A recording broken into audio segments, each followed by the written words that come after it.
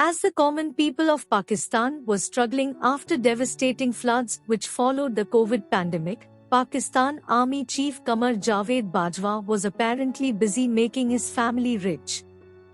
In the 6 years that Bajwa was head of the Pakistan Army, the wealth of his family reportedly increased from insignificant amounts to around 460 crore in Indian rupees. Here's a breakdown of the family's riches and also the surprising reaction of the Pakistani government. According to Fact Focus, the tax details of Pakistan Army's outgoing chief apparently show that General Bajwa's extended family became billionaires after 2016, when he took the top job. The wealth of many of his relatives went from zero to billions within few years. Bajwa's family acquired 12.7 billion rupees in various types of assets and businesses. Here is how the financial status of Bajwa's wife, daughter-in-law and others changed. Aisha Amjad, the wife of General Bajwa, was not filing tax returns when her husband became a lieutenant general. Her wealth was zero in 2016, but increased to 2.2 billion rupees in 2022, according to her tax information. Next is Mehnoor Sabir, who is Bajwa's daughter-in-law. Her wealth was zero in October 2018, but rose to 1.2 billion rupees just a month later. The tax returns of Sabir Mithu Hamid, Bajwa's friend and the father-in-law of his eldest son, were less than 1 million rupees in 2013.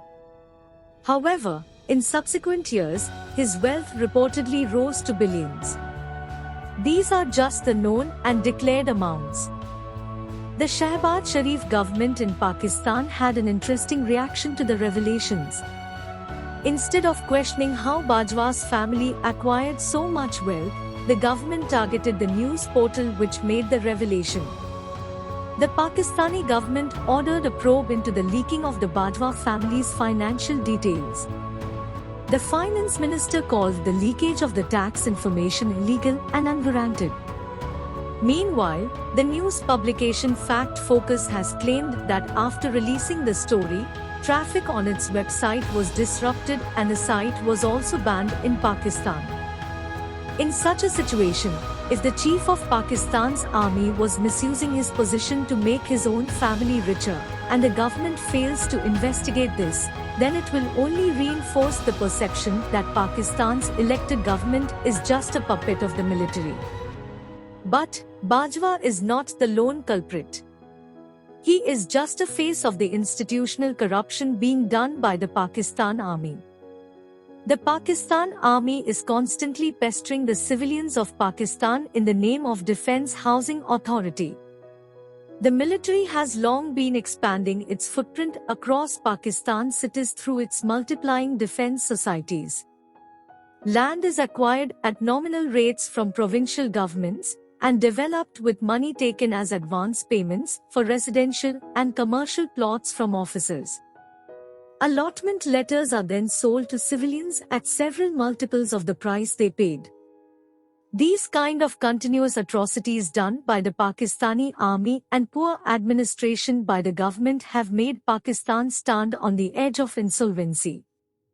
And there is no doubt that Pakistan will face the same crisis that Sri Lanka experienced. If Pakistan fails to learn from Sri Lanka, then it will fail its people. Few years ago, there was a popular statement which says that all countries have armies, but in Pakistan, the army has a country. Now, the activities of the Pakistan Army bolsters it.